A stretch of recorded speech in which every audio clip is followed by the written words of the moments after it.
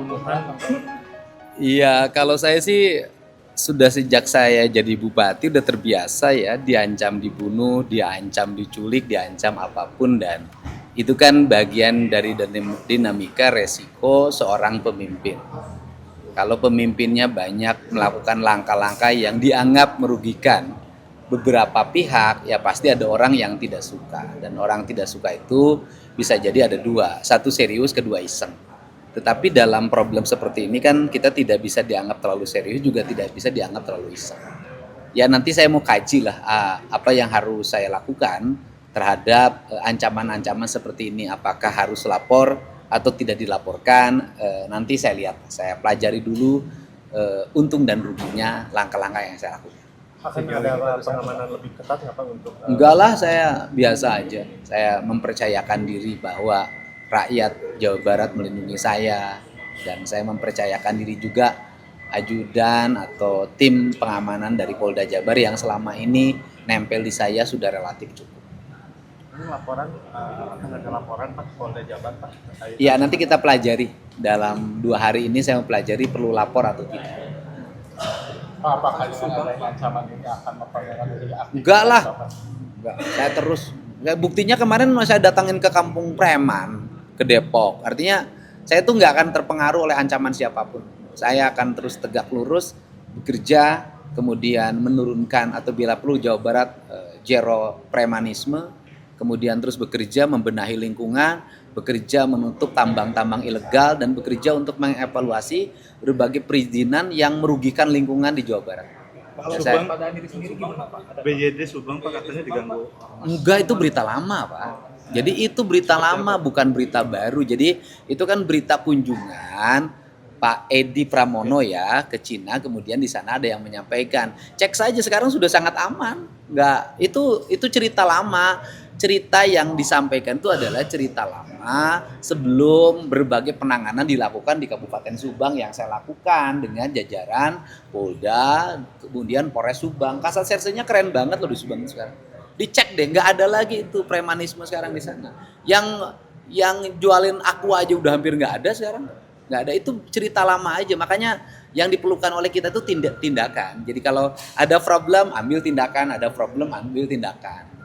Terkait pajak, tunggakan pajak kendaraan. Aman sekarang, progres BI-nya berjalan dengan baik, terus kemudian exit tolnya sudah keluar izin dari menteri, ya tinggal BYD-nya aja untuk terus mewujudkan. Nah, tinggal ada beberapa wilayah yang pembebasan tanahnya masih terkendala. Sebenarnya problem di Subang itu bukan di premanisme, problem di Subang itu adalah di percaloan tanah. Bukan di premanisme, yaitu bahwa ada beberapa pihak yang menguasai tanah, yang mungkin sudah di DP dulu sama pemiliknya, kemudian dia menawarkan harga yang sangat tinggi. Ada katanya sih, saya nggak tahu dengar langsung ya, ada yang nawarin 20 juta per meter, ada 10 juta per meter, dan 5 juta per meter. Dan itu akan segera saya fasilitasi, saya akan pertemukan antara pihak yang melakukan pembebasan tanah atas nama perusahaan dan kemudian warganya. Mungkin minggu depan sudah kelar. Pak terkait tunggakan pajak Pak kendaraan Loh, itu bukan tunggakan pajak, jadi ceritanya begini. Mobil itu kan atas nama orang lain, ya kan, yang domisilinya di Jakarta. Kemudian saya itu selalu punya komitmen bahwa nomornya harus nomor Jawa Barat. Makanya saya tanya, kalau dipindahin nomor Jawa Barat bisa enggak? Bisa Pak, harus prosesnya mutasi kan. Tetapi karena ini masih atas nama orang lain, prosesnya agak lama, harus melalui mekanisme leasing, tidak bisa saya langsung. Berapa sih jumlah biaya segala macam lah, lumayan tuh, agak lumayan, udah hampir 70 juta itu. Pajak, kemudian cabut berkas segala macam, saya nggak tahu banyak istilahnya. Dan itu sudah saya bayar gitu loh. Cuman mutasinya belum bisa dilakukan. Mungkin ya seminggu atau 2 minggu ke depan. Karena saya tidak pernah mau menggunakan kekuasaan ini untuk urusan pribadi, maka saya tuh tidak cerita sama siapapun, sehingga kemarin PLT Bapenda Jabar telepon saya, Pak kenapa nggak minta bantuan? Ini kan urusan pribadi bukan urusan pemerintah gitu loh. Udah deh Pak, saya teleponin, tapi saya bilang jangan dikurangin biayanya, saya harus tetap bayar sebagaimana kewajiban saya karena saya sudah bayar. gitu. Soal kebijakan budget. Jadi nggak ada persoalan nunggak dan kemudian jatuh temponya itu di Januari.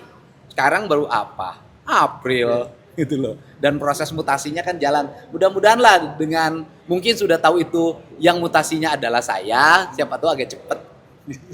Soal kebijakan Gibran Pak itu. Kenapa? Jadi begini, ya kan? Itu adalah bagian dari upaya kita dalam membenahi manajemen tata kelola hibah. Itu loh. Tata kelolanya bagaimana? Satu, agar hibah ini tidak jatuh pada pesantren yang itu-itu juga. Yang kedua, tidak jatuh hanya pada lembaga atau yayasan yang memiliki akses politik saja. Gitu loh. Artinya punya akses terhadap DPRD, punya akses terhadap gubernur. Nah, makanya kan tadi saya udah rapat tuh dengan Kemenak seluruh Jawa Barat. Ke depan kita akan mengarahkan pada distribusi rasa keadilan. Kita akan mulai fokus membangunkan madrasah-madrasah, sanawiyah-sanawiyah yang mereka tidak lagi punya akses terhadap kekuasaan dan terhadap politik. Jadi pertimbangannya nanti pembangunan sarana dan prasarana pendidikan yang di bawah Kemenak itu pertimbangannya nanti pertimbangan teknis dan pertimbangan kebutuhan, bukan pertimbangan politis. Karena selama ini bantuan-bantuan yang disalurkan kepada yayasan-yayasan pendidikan di bawah Kemenak itu selalu pertimbangannya politik. Anda kalau dibuka itu malah jadi rame malah.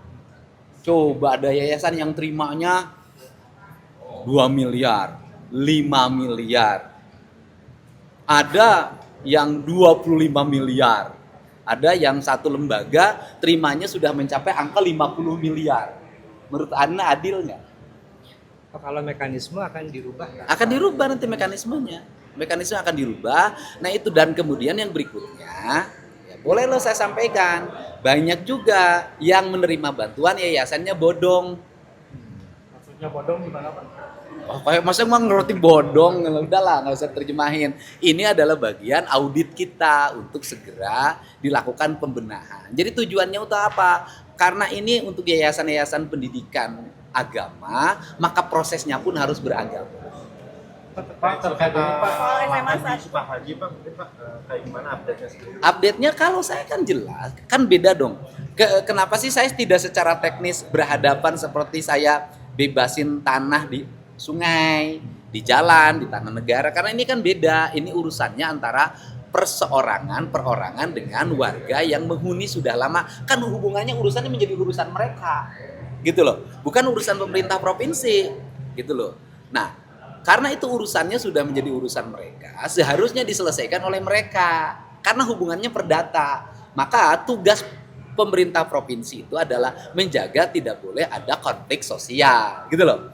Makanya saya cari jalan tengah, bagaimana tidak terjadi konflik sosial, maka udah deh mereka yang tinggal di sana yang itu bukan haknya, mereka harus pindahkan. Ketika pindah misalnya tidak ada uang, maka pemerintah provinsi memfasilitasi mereka untuk mendapat kontrakan dan mendapat bantuan kontrakan. Kan jumlahnya kalau ada 600 kali 5 sampai 10 juta sudah 6 miliar.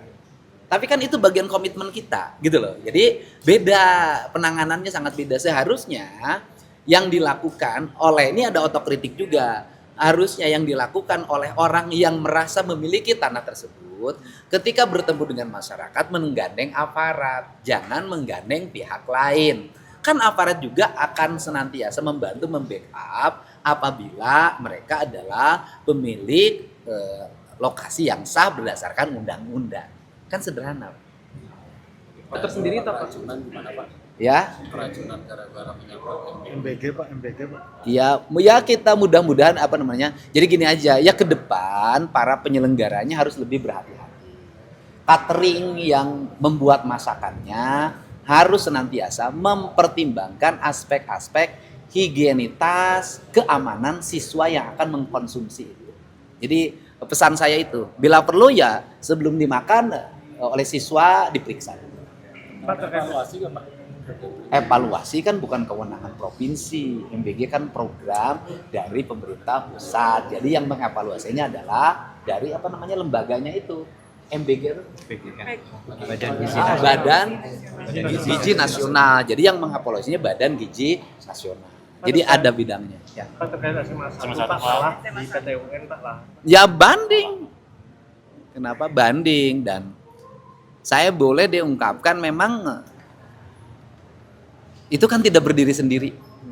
Jadi bukan murni gugatan terhadap SMA 1-nya, tapi akses tanah itu adalah akses tanah strategik.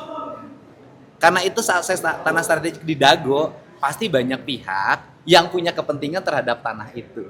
Gitu. Jadi bukan murni gugatan PT UN itu bukan. Nah, pertanyaannya adalah kita kan kalau pemerintah kan hanya mengandalkan rasa adil yang akan diberikan oleh hakim PT UN. Hanya itu andalan pemerintah. Karena pemerintah tidak punya akses ekonomi untuk mempengaruhi, tidak punya akses politik untuk mempengaruhi posisi pemerintah. Makanya rata-rata kenapa pemerintah itu selalu kalah dalam sengketa?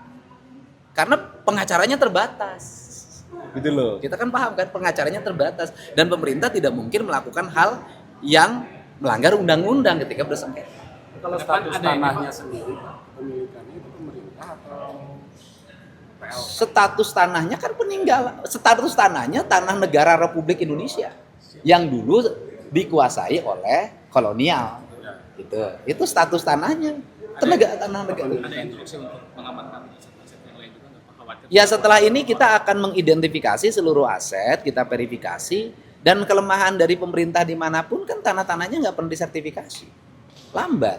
Kenapa? Biayanya dianggap terlalu mahal. Kalau menurut saya biaya membuat sertifikat pengamanan aset mahal nggak apa-apa karena asetnya jauh lebih mahal. Ya ini koreksi terhadap yang lalu yang sering terjadi bukan hanya di sini loh, kabupaten kota juga rata-rata sama. Institusi di kementerian juga aset-asetnya banyak yang belum terdata dengan baik, pada jumlah asetnya banyak. Dan nanti ke bidang aset pemerintah Provinsi Jawa Barat saya minta membuat anggaran yang cukup untuk segera memproses seluruh asetnya dengan baik, kemudian disertifikasi. Satu lagi Pak, aktivasi jalur kereta kan anggarannya 15 triliun. Ya itu kan gini, kan kita punya mimpi nih tentang reaktivasi, nilai pembiayaannya 20 triliun. Nah kemudian dari nilai pembayaran 20 triliun ini akan dilakukan sekarang apa ke depan? Ya minimal kan kita sudah punya mimpi. Kalau kita sudah mau punya mimpi kan nanti kita bisa menyampaikan siapa tahu fiskal pemerintah pusat ke depan semakin baik. Kan kita bisa dong ke Menteri Perhubungan, ke Kementerian Keuangan untuk dana alokasi untuk Jabar nanti gitu kan kita menginginkan mengajukan reaktivasi kereta. Karena pertimbangan ekonominya A, B, C, D. Pertimbangan sosialnya A, B, C, D. Tetapi kan minimal bahwa kita sudah punya cita-cita untuk melakukan reaktivasi. Nah dari seluruh cita-cita itu, yang paling mungkin dan realistis adalah yang jalur Banjar Pangandaran. Itu yang pertama. Ya? Oke. Cukup. 20 triliun untuk yang jalur Banjar Pangandaran. Bukan. Total semuanya 20. Yang paling rasional itu yang bisa dilaksanakan tahap pertama adalah Banjar Pangandaran. Berapa tuh Pak? Yang paling rasional. Hitungannya. Kata sekitar berapa tuh kemarin 3 triliun. 3,2 triliun. Cukup ya? Ya kurang lebih. Saya kan belum punya uang segitu, Pak.